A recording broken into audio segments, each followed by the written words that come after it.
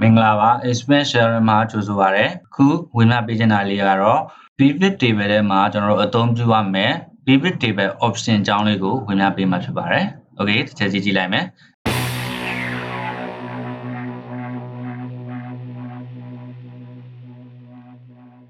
အရင်ဆုံး Pivot Table လေးတစ်ခုဆွဲဖို့အတွက် Save ဆိုတဲ့ sheet လေးကို click တစ်ချက်နှိပ်ပြီးတော့သွားလိုက်မယ်။ဒီမှာ data လေးတွေရှိတယ်။ Insert ထဲက Pivot Table Okay ဒီလိုနည်းနဲ့ဆွဲလို့ရတယ်လို့recommend table နဲ့လည်းသွားလို့ရတယ် recommended pivot table ချက်နှိပ်လိုက်မယ်ဘယ်လိုပုံစံလေးကြိုက်လဲပေါ့နော်ဒီမှာ ready ရွေးလို့ရတယ်ဘယ်လိုပုံစံမျိုးလေးကြိုက်လဲကိုကြိုက်တဲ့ပုံစံမျိုးရွေးလို့ရတယ်ပြီးသွားရင် okay ဒါဆိုလို့ရှိရင် pivot table တစ်ခုကို new sheet မှာဆွဲပြီးတော့ထုတ်လိုက်တယ်ဒါကဒီ pivot table ကို recommended pivot table နဲ့သုံးလိုက်တာအဲ့လိုမဟုတ်ဘူးဆိုလို့ရှိရင်ကိုယ့်အကိုပဲဆွဲလို့လည်းရတယ် save ကဒီထဲမှာပဲ insert ထဲက pivot table existing worksheet click ချက်နှိပ်မယ်ဒီ pivot table option ဆိုတဲ့အထဲမှာပဲလိုချင်တယ်ဆိုရင် click ချက်နှိပ်ပြီးရင် okay ဒီလိုနည်းနဲ့လည်း pivot table ဆွဲဖို့အတွက်ကိုကြိုက်တဲ့နေရာကိုသတ်မှတ်ပြီးတော့တစ်ခါတည်းရွေးချယ်လို့ရတယ်ခုနကလို recommended ဆိုလို့ရှိရင်တော့ new sheet မှာသူကအသင့် ready ဆွဲပြီးသား recommend ပေးပြီးသားဒီ pivot table ကိုသူကထည့်ပေးသွားမှာအဲ့တော့ဒီမှာတော့ manual ဆွဲလိုက်တယ်ပြီးသွားလို့ရှိရင်ဒီ save person ကိုဆွဲထည့်မယ် total amount city ပြီးတော့ date ကိုဒီအောက်ကိုဆွဲထည့်လိုက်မယ်အဲ့တော့ဒီလိုနည်းနဲ့ pivot table လေးတစ်ခုဝင်လာပြီ okay ကျွန်တော်အခုသုံးမှာက pivot table option ကိုသုံးမယ်အဲ့တော့ကျွန်တော် option အကြောင်းလေးဆက်သွားမယ်ဘယ်မှာရှိမလဲဆိုရင် pivot table 2အောက်က analyze အဲ့ထက်ကမှ pivot table 3ဆိုပြီးပေါ်နေလိမ့်မယ်ဒီ table နာမည်ကို pivot table 3ပေါ့ကိုကြိုက်တဲ့နာမည်ပေးလို့ရတယ်တစ်ခုပေးလို့ရတယ်ဒီမှာတော့ကျွန်တော်မပေးတော့ဘူးကိုကြိုက်တဲ့နာမည်ပေးလို့ရတယ် pivot table name ကိုသူရဲ့အောက်မှာ option ဆိုတာလေးရှိတယ် option ဆိုတာလေး click ချက်နှိပ်လိုက်အဲ့တော့ဒီလို box လေးပေါ်လာမယ်အဲ့တော့အဲ့ box လေးပေါ်လာပြီဆိုလို့ရှိရင်ကျွန်တော်တို့ဒီထဲမှာအဓိကသုံးမဲ့ဥစ္စာကနှစ်ခုကျွန်တော်တို့ရှိလိမ့်မယ်ဒီမှာ for error value show ရယ် for empty cell show for empty cell show ရယ်ဒီနှစ်ခုကဘာလဲဆိုလို့ရှိရင်ဥပမာ empty cell ဆိုလို့ရှိရင်ဘာပဲပြပေးပါ error value တက်လာရင်ဘာပဲပြပေးပါအဲ့လိုပြချင်တာ okay အဲ့တော့ကျွန်တော်တို့ဒီမှာကျတော့ empty cell ဆိုလို့ရှိရင်ကျွန်တော်ကဘာပြစေချင်လဲဒီလို empty cell ဆိုလို့ရှိရင်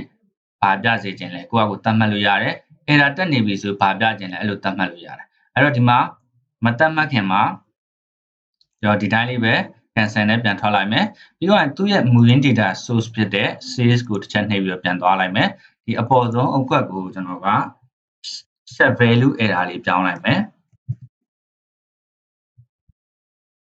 okay error တစ်ခုတက်နေတဲ့ပုံစံပေါ့ကျွန်တော်ဒီတိုင်းပဲရိုက်ထည့်လိုက်တာ set value error တက်နေတဲ့ဥစ္စာဆိုရိုက်ထည့်လိုက်မယ်ပြီးတော့ pivot table ခုနက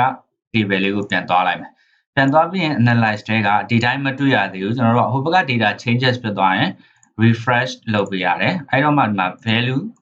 set value error တွေတက်နေတာကိုတွေ့ရလိမ့်မယ်အဲ့တော့အဲ့လို value error တက်ပြီဆိုလို့ရှိရင်ကျွန်တော်တို့ကဒီမှာတစ်ခုခု message ပြခြင်းနဲ့ဒါမှမဟုတ်ဘာမှမပြစေချင်ဘူးအဲ့ဒါဆိုရင်ကျွန်တော် pivot table option ထဲမှာဝင်လုပ်လို့ရတယ်အဲ့တော့ဒီ table option ထဲမှာ click ချနှိပ်လိုက်မယ်ပြီးတော့ဒီမှာ empty cell ဆိုလို့ရှိရင်ဒီမှာ empty လေးပြတယ်ဘာမှမပါတဲ့ cell တွေဆိုလို့ရှိရင်ကျွန်တော်ကဟိုမှာ star လေးတွေပြပေးပါ star လေးတွေပြပေးမယ် error တက်ပြီဆိုလို့ရှိရင် check data လို့ပြပေးပါဒီလိုနည်းနဲ့ပြခိုင်းလို့ရှိရင်ပြီးတော့ okay အဲ့ဆိုဒီမှာ empty ဘာမှမရှိတဲ့နေရာလေးတွေမှာဆိုဘာပြပေးလိမ့်မလဲ star လေးတွေကိုရိုက်ထည့်လိုက်တဲ့ဟာလေးပေါ်လာပြီတကယ်လို့ခုနက set value error တက်နေတဲ့နေရာတွေဆိုရင် check data ဆိုရင်ကျွန်တော်ရိုက်ထည့်လိုက်တဲ့ data လေးတွေပဲပြပေးလိမ့်မယ်အဲ့တော့ check data ဆိုရင်ဒီ data ကိုဆက်ကျင်သွားလုပ်လိုက်မယ်အဲ့တော့ဒီမှာဟုတ်တယ်မှားနေတယ်တခုခု error ပြင်လိုက်မယ်ပြီးရင် pivot table option analyze တဲက refresh solution ခုနကဘာတွေမရှိတော့ဘူးလေ check data တွေမရှိတော့ဘူးကျွန်တော်က data တွေမှန်အောင်ပြင်လိုက်တဲ့အတွက်အကုန်လုံးအဆင်ပြေသွားပြီဒီနည်းနဲ့ကျွန်တော်တို့ကဒီ pivot table option ထဲမှာဝင်ပြီးတော့သုံးလို့ရတယ်အဲ့တော့မလိုချင်ဘူးဆိုလို့ရှိရင် option တွေကိုပဲပြန်သွားဒီမှာထုတ်ပလိုက်မယ်မလိုချင်ဘူး check data ဆိုတာလည်းမပေါ်ချင်ဘူးဘာမှမပေါ်ချင်ဘူး value မှားနေတယ်ဆိုလို့ရှိရင်လည်းဘာမှမပြနဲ့ empty cell ဆိုရင်လည်းဘာမှမပြနဲ့အဲဆိုရင် okay ဒါဆိုရင်ဘာမှပြမှာမဟုတ်တော့ဒီနည်းနဲ့ကျွန်တော်တို့သုံးလို့ရတယ်နော် okay အဲ့တော့ဒီမှာ empty cell နေရာမှာ0ပြခြင်းလည်းရသေးတယ်ဘယ်လိုမျိုးလဲဆိုလို့ရှိရင်ဒီမှာအမှန်ချင်းဖြုတ်လိုက်မယ်ပြီးတော့ okay ဒါဆိုရင်0တွေအစားဝင်လာလိမ့်မယ်အဲ့တော့0မမြင်ချင်ဘူးဆိုလို့ရှိရင်တော့ option တွေက empty cell မှာဒီလိုနေရာလေးပြဖို့အတွက်အမှန်ကြီးလေးထည့်ပေးတာပြီးတော့ okay ဒါဆိုရင်0မပေါ်တော့ဘူးဒီတိုင်းပဲ blank လေးပဲဖြစ်နေတယ်ဘာမှမပေါ်တော့ဘူး okay ဒါက pivot table option တွေကပြန်လာတက်နေရင်ဒါမှမဟုတ်0ဒါမှမဟုတ် empty cell ဖြစ်နေလို့ရှိရင်သုံးတဲ့ပုံလေးနောက်တစ်ခုသွားကြည့်မယ် option box လေးပဲပေါ်လာတယ်ခုနကlayout and format ထဲမှာရှိတယ်ဒီက total and filter ဆိုတာလေးသွားကြည့်မယ် total and filter ထဲမှာဆိုလို့ရှိရင်ခုနကဒီ grand total တွေကိုဖြုတ်ထားခဲ့လို့ရတယ်ပြီးတော့ okay ဒါဆို grand total တွေမရှိတော့အဲ့ဒါကအရင် video ဖြစ်တဲ့ design menu ထဲမှာလည်းကျွန်တော်ပြောပြထားတာရှိတယ်အဲ့ဒါနဲ့အတူတူပဲအဲ့တော့ option ပြန်နှိပ်လိုက်မယ်ပြန်ပြီးတော့ total and filter ထဲပြန်သွားမယ် show ပြန်ပြီးတော့ထားလိုက်မယ်ပြီးတော့ okay အဲ့ဆိုရင် grand total တွေပြန်ပေါ်လာလိမ့်မယ်အဲ့တော့ကိုမလိုချင်ဆိုရင်ဖြုတ်ထားခဲ့လိုချင်တယ်ဆိုရင်တော့တက်ထားလိုက်ပါနော်အဲ့တော့နောက်တစ်ခုဆက်သွားမယ် pivot option total and filter ပြီးတော့ display ဆိုတာလေးသွားကြည့်မယ် okay display ကြတော့ဒီ show expand collapse button ဒီအပေါင်းနှုတ်လေးတွေကို show high လုပ်လို့ရတယ်ဒါဆိုရင်မပြတော့ဘူးအမှန်ကြီးတက်ထားရင်ပြတယ်အဲ့တော့ဒီအပေါ်မှာခုနကအရင် video ဖြစ်တဲ့ show ဆိုတဲ့ group လေးရဲ့မှာ button တွေကို show high လုပ်တာနဲ့အတူတူပဲဒီထဲမှာဝင်ပြီးတော့ one stop ဝင်လို့ရှင်လည်းရတယ်ဒါမှမဟုတ်အပေါ်မှာ button တွေလိုက်နှိပ်ရတယ်အတူတူပဲအဲ့တော့ဒီမှာမပြချင်ဆိုရင်အမှန်ချင်းဖြုတ်ထားခဲ့လိုက်မယ် okay ပြီးသွားရင် classic pivot table ပုံစံလေးရွေးလို့ရသေးတယ်အဲ့တော့ classic ဘယ်လိုပုံစံမျိုးလဲဆိုရင်ပြောင်းသွားတာလေးကိုတစ်ချက်ကြည့်မယ်အခုလောလောဆယ်တော့မကြည့်သေးဘူးပြီးတော့လို့ရှိရင်ဒီ data တွေကို A to Z စီလို့ရသေးတယ်ဟိုဘက် source data အလိုက်မဟုတ်ဘဲနဲ့ A to Z ဆိုတာနာမည်တွေကဟို A နဲ့စတာတွေအပေါ်ပါပေါ့အဲ့တော့ sort A to Z စီကြည့်မယ်ပြီးသွားရင် okay ဒါဆိုရင်ဒီလိုပုံစံလေးပြောင်းသွားမယ်ကိုလိုသလိုဒီ classic ပုံစံလေးအဆင်ပြေမလားဒါမှမဟုတ်လို့ရှိရင် impact ပုံစံပဲအဆင်ပြေမလားကိုလိုသလိုရွေးပြီးတော့တုံလို့ရတယ် okay အဲ့တော့ pivot table ထဲပြန်သွားမယ်ပြီးတော့ display ထဲမှာ show ဒါလေးပြန်တက်လိုက်မယ်ပြီးတော့ classes မသုံးချင်ဆိုရင်ပြန်ဖြုတ်လိုက်မယ် sort and data ဆိုဟို sort အတိုင်းပဲပြန်သွားခြင်းနဲ့ okay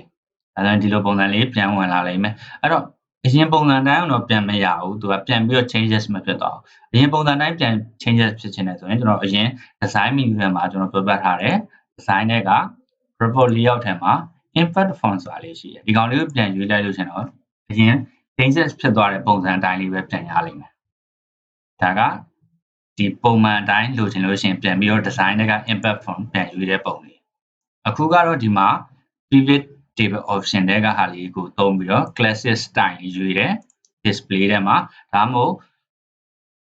ဒီ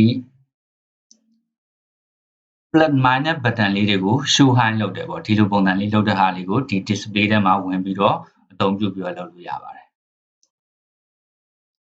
okay အဲ့တော့ကျွန်တော်နောက်တစ်ခုဆက်သွားမယ် printing ဆိုတာလေးသွားမယ်အဲ့တော့ဒီ pivot table option ထဲမှာ printing ဆိုလို့ရှိရင် print ထုတ်တဲ့အခါကျလို့ရှိရင်ပုံမှန်အတိုင်းဆိုလို့ရှိရင်ကျွန်တော်အရင်ဆုံးထုတ်ကြည့်မယ်ဘယ်လိုမျိုးထွက်မလဲ okay အဲဒီမှာ cancel ပဲထားလိုက်မယ်ပြီးတော့ဒီမှာအရင်ဆုံးကျွန်တော်က show high expand အကုန်လုံးလုပ်ချလိုက်မယ် okay expand အကုန်လုံးချလိုက်မယ်ပြီးတော့ရင် print ထုတ်ကြည့်မယ် file တွေက print okay print preview လေးတစ်ချက်ကြည့်မယ် okay print preview ပထမစာမျက်နှာမှာကျွန်တော်တို့ကဒီအပေါ်ကဒါက print တိုင်တယ်ပေါ့ခေါင်းစဉ်မှာဒီမှာပါတယ်ပြီးတော့ရင် plus minus sign တွေမပါဘူးနောက်တစ်ရွက်သွားကြည့်မယ် print တိုင်တယ်မပါဘူးခေါင်းစဉ်မပါဘူး okay ခေါင်းစဉ်လည်းအပေါ်မှာပါခြင်းနဲ့ပြီးတော့ရင်ခုနကလိုပဲ plus sign minus sign တွေလည်းပါခြင်းနဲ့ဆိုရင်ခုန pivot table option တွေကိုတစ်ချက်ကျွန်တော်ပြန်သွားမယ် option တွေက printing ဆိုတဲ့အထက်မှာအမှန်ကြီးလေးတွေတက်လိုက်မယ် sub print တိုင်တယ်ရော print expand collapse button မှာတော့တက်လိုက်မယ်ပြီးတော့ okay ပြန်ထုတ်ကြည့်မယ် print မှာအမှန်ကြီးလေးပါလာပြီဒီမှာခေါင်းစဉ် print တိုင်တယ်ပါလာပြီနောက်စာမျက်နှာတစ်မျက်နှာသွားကြည့်မယ် print တိုင်တယ်ပါတယ် okay ပထမစာမျက်နှာသွားကြည့်မယ်ဒီမှာ minus လေးတွေ plus sign လေးတွေ print ထုတ်တဲ့အခါကျရင်ပါလာလိမ့်မယ်ဒီနည်းနဲ့ကျွန်တော်တို့ကဒီ print တိုင်နဲ့တက်မယ်ပြီးသွားရင် show high button လေးတွေကို print ထုတ်မှာလားမထုတ်ဘူးလားဆုံးဖြတ်လို့ရတယ်မလိုချင်ဘူးဆိုရင်တော့ပြန်ဖြုတ်ထားခဲ့ပြီးသွားရင် okay ဒါဆိုလို့ရှိရင်တော့ print ထုတ်တဲ့နေရာမှာဒီ button လေးတွေမပါတော့ဘူး print တိုင်တယ်လည်းပါမှာမဟုတ်တော့ဘူး okay ဒါကဒီ pivot table မှာ option pivot table option ကိုသုံးပြီးတော့ဒီထဲက layout and format total and filter display printing စတာလေးကိုအသုံးပြုပြီးတော့ကိုလိုသလိုလေးပြောင်းလဲပြီးတော့သုံးလို့ရတဲ့ပုံလေးကိုဝင်ပြပေးတာဖြစ်ပါတယ် okay အဲ့တော့ဒီ ဒီ pivot table option ကိုဒီမှာသွားမနှိပ်ချင်ဘူးဆိုလို့ရှင်လဲဒီ pivot table ပေါ်မှာ right click နှိပ်ပြီးတော့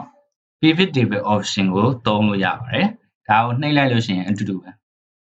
ဒီ pivot table option ပဲပေါ်လာမှာပဲအတူတူပဲဖြစ်ပါတယ်အဲ့တော့ကိုကြိုက်သလိုအဆင်ပြေသလို right click နှိပ်ပြီးတော့ pivot table option ကိုသွားမလားဒါမှမဟုတ်ဒီ pivot table option ကိုပဲသွားနှိပ်မလားကိုအဆင်ပြေလို့နှိပ်ပြီးတော့အသုံးပြုလို့ရပါတယ်ဒါကတော့ Excel pivot table မှာသူ့ရဲ့ table option 3လေးကိုဝင်ပြပေးခဲ့တာဖြစ်ပါတယ်ဒီ lesson file လေးလိုချင်တော့